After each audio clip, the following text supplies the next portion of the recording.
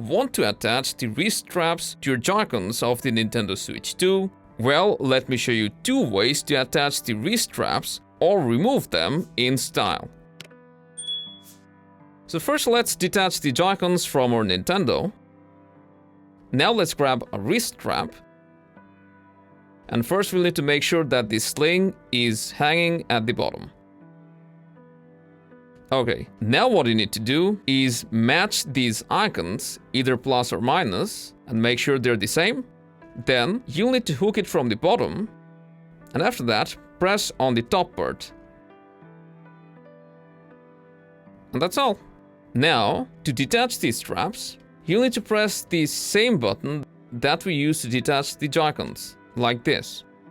So just press it and pull apart your straps. Now, a cool thing that I like to do, and you can also try, is switching up the colors.